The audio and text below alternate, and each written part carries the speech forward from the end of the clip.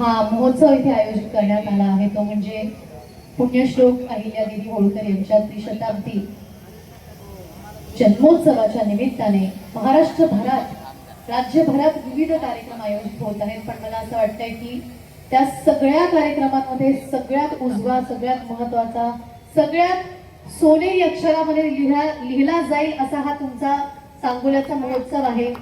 सचिनजी, मी तुम्हाला शोधत होते, कुठे आहात तुम्ही? भिवू नको, मी पाठीशी आहे असे उभे आहात.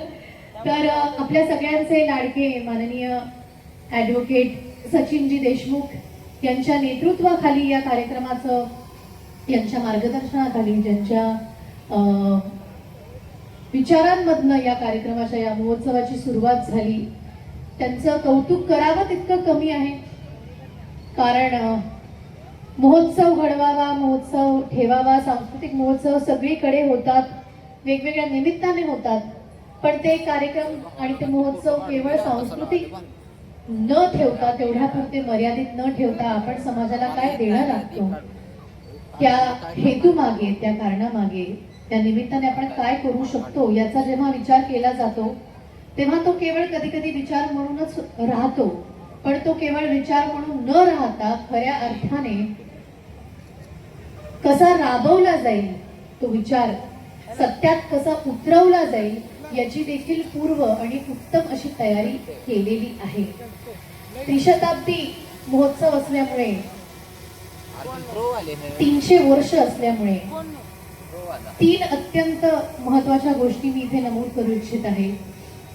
एकतर आपल्या सर्व सांगोल्याच्या महिलांना अतिशय उत्तम असं व्यासपीठ उपलब्ध करून दिलं जात आहे या निमित्ताने. कारण आपल्या ग्रामीण भागातल्या महिलाही तितक्याच हुशार आहेत, तितक्याच प्रतिभावंत आहेत आणि तितक्याच कष्ट करणाऱ्या सुद्धा आहेत. त्यामुळे त्यांच्या कष्टांना, त्यांच्या प्रतिभाला, त्यांच्या कर्तृत्वाला उत्तम योग्य असं व्यासपीठ मिळणं खूप गरजेचं आहे आणि ग्रामीण भागात राहूनच मिळणं गरजेचं आहे. ते व्यासपीठ उपलब्ध करून दिलं जात आहे.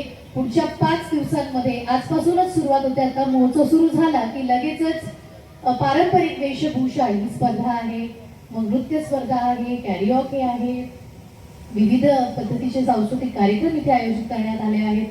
हा महत्वाचा मुद्दा. दुसरी महत्वाची गोष्ट म्हणजे तरुणांना रोजगार मिळवून देणं. आता आपण बघतो आहोत वैश्विक एक वेगळ्या पद्धतीची रिग्रेशन परिस्थिती आपल्या सगळ्यांवरती आलेली आहे.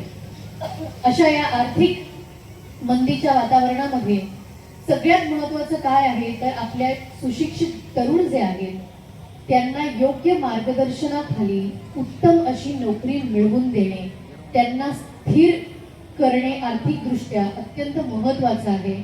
आणि मला असं वाटतं की कुठल्याही महोत्सवाच्या निमित्ताने, कुठल्याही कार्यक्रमाच्या निमित्ताने जर ही गोष्ट आपण करू शकलो तर ती केवळ आत्तापुरती नाही तर येणाऱ्या अनेक पिढ्यांसाठी अत्यंत मोलाची गोष्ट ठरणार आहे. त्यामुळे हा महोत्सव मला अत्यंत महत्वाचा वाटतो. कार्यक्रमाच्या निमित्ताने आपण म्हटलं आहे की कमीत कमी 300 सुशिक्षित तरुणी. पण आत्ताच मगाशी आपले सचिन देशमुख म्हणाले की केवळ 300 नाही तर आम्ही 500चा टप्पा नक्की गाठू.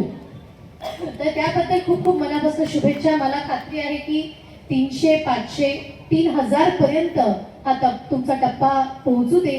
जास्तीत जास्त तरुणांना आपल्या ग्रामीण भागात राहून उत्तम काम करण्याची संधी मिळू दे.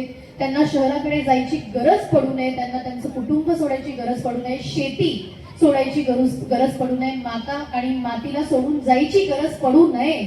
म्हणूनच त्यांना आपल्याच ग्रामीण भागामध्ये उत्तम आणि त्यांना जमेल, त्यांना शोभेल, त्यांच्या स्किल्सला, त्यांच्या टॅलेंटला जाणून, त्यांच्या डिग्रीला पारखून त्यांना उत्तम रोजगार मिळो अशा मी खरंच सगळ्या तरुणांना शुभेच्छा देते. हा अत्यंत महत्वाचा मुद्दा आहे आणि तो मुद्दा आज या महोत्सवाच्या निमित्ताने पुढच्या 5 दिवसात आपण बघणार आहोत. नक्कीच पूर्ण होईल.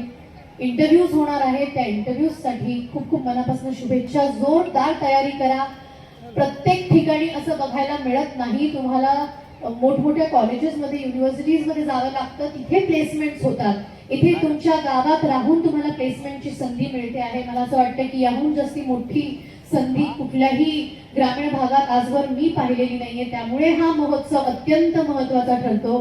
आणि तिसरी महत्वाची गोष्ट म्हणजे या सांस्कृतिक महोत्सवाच्या निमित्ताने सर्व सांगोल्याच्या लोकांना एकत्र येण्याची संधी मिळते आहे आणि आपला सांस्कृतिक वारसा जपण्याची आणि पुढे नेण्याची संधी मिळते आहे. पुण्यश्लोक अहिल्याबाई होळकर यांच्याकडनं आपण काय काय शिकू शकतो, काय काय शिकायला पाहिजे, पुढच्या पिढीपर्यंत कसं त्यांचे विचार नेले पाहिजेत, या सगळ्या गोष्टी आपण या सांस्कृतिक महोत्सवात नक्कीच पुढे नेऊ याची मला खात्री आहे. आणि म्हणून या 3 अत्यंत महत्वाच्या गोष्टी आपण या महोत्सवात घेऊन जाणार आहोत. तुम्हा सर्वांना खूप खूप मनापासून मी शुभेच्छा देते आणि अभिनंदन करते की तुमच्या भागामध्ये, तुमच्या गावामध्ये, तुमच्या शहरामध्ये हे इतकं सुंदर आणि पहिल्यांदा इतक्या मोठ्या स्तरावरती हा महोत्सव आयोजित होतोय. त्याचा पूर्ण उपभोग करून घ्या, पूर्ण लाभ करून घ्या आणि यातून बाहेर पडल्यानंतर 5 दिवसानंतर खरंच तुम्हा सगळ्यांचं आयुष्य बदलून जाऊ दे याच्या अशा मी तुम्हा सगळ्यांना शुभेच्छा देते.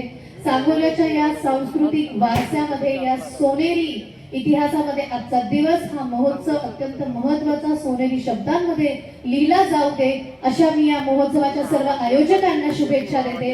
अर्थात इतका मोठा महोत्सव घडवून आणणे हे एका व्यक्तीचं काम नाहीये, त्याच्या मागे खूप लोकांची मेहनत आहे, खूप लोकांचं आर्थिक पाठबळ आहे. आणि त्या सगळ्या गोष्टींसाठी मला असं वाटतंय सचिनजी तुमचे खूप मनापासून मी अभिनंदन करते. त्याचबरोबरीने पॅक्टेक उद्योग समूहाचे देखील मी अभिनंदन करते. उपस्थित सर्व सांगोलकरांना पुन्हा एकदा खूप मनापासून शुभेच्छा, अभिनंदन. काळजी घ्या, उत्तम आरोग्य तुम्हाला लाभो आणि उत्तम संधी या महोत्सवाच्या निमित्ताने प्रत्येकाला मिळो याच देवाचरणी प्रार्थना. धन्यवाद. धन्यवाद मॅडम. एकच मिनिट. कशा वाटल्या अप्सरा? छान वाटल्या की नाही? मला अत्यंत आनंद होतोय. मी काल थोडं सर्च करत होते तर मला अत्यंत आनंद होतोय की जरी त्या दुबईला राहत असल्या तरी सुद्धा जिथं जिथं आपण त्यांना बोलावू, अगदी तो ग्रामीण भाग जरी असला तरी सुद्धा त्या ठिकाणी त्या पोहोचतायत, मार्गदर्शन करतायत, महिलांच्या पाठीशी खंबीरपणे उभं राहतायत. आणि ही खऱ्या अर्थानं महाराष्ट्राची कणखर भूमी अशा स्त्रियांमुळे अधिक कणखर होते. त्यामुळे यांच्यासाठी एकदा जोरदार टाळ्या होऊन जाऊ द्या. आणि आमच्या सांगोलकरांसाठी ताई, मी दुबईला जरी आता राहत असले तरी मी नवऱ्यासाठी तिकडे जाते. संसार जरी तिकडे असला तरी माझी कर्मभूमी, जन्मभूमी ही महाराष्ट्र आहे आणि मी टॅक्स पेयर आहे भारताची अजूनही. आणि ते मी कुठेच सोडणार नाहीये. मी या देशात, या राज्यात, या मातीत काम करत राहणार आहे मरेपर्यंत. क्या बात है, सबसे प्यारा हिंदुस्तान हमारा. क्या बात है. तुम्ही सांगोल्यामध्ये आल्या, आम्ही उत्सुक आहे. 350 वर्ष पूर्ण झाली आहेत महाराणी ताराबाई यांना. तर त्यांचीही यंदा जयंती फार मोठ्या प्रमाणात साजरी होत आहे.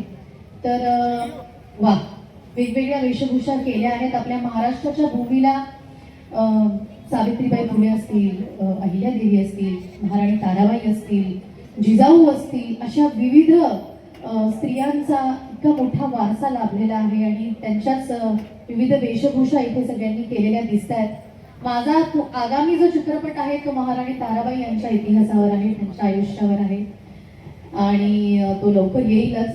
पण त्या निमित्ताने मला असं वाटतंय, कारण या सगळ्या जणी या महान स्त्रियांना इथे त्यांच्या वेशभूषेतनं त्याचं प्रतिनिधित्व करतायत, तर आपण सगळ्यांनी मिळून छत्रपती शिवाजी महाराजांची गारद म्हणूया. ठीक आहे, नाच तुम्ही युट्यूबवर बघा. चला, तर ज्यांना ज्यांना शिवाजी महाराजांबद्दल आदर वाटतं त्यांनी उभं राहावं आणि आपण गारद म्हणूया. आस्ते कदम, आस्ते कदम, आस्ते कदम. महाराज गणपती, गजश्वापती, भूपती, प्रजापती, सुवर्णरत्न श्रीपती, अष्टवधान जागृत, अष्टप्रधान देशित, न्यायलंकार मंडित, शस्त्र शास्त्र पारंगत, राजनीती धुरंधर, प्रौढ प्रताप सिंहासनाधीश्वर महाराजाधिराज राजा छत्रपती शिवाजी महाराज की जय नमो पार्वती पदे हर हर महादेव हर हर महादेव हर हर महादेव धन्यवाद.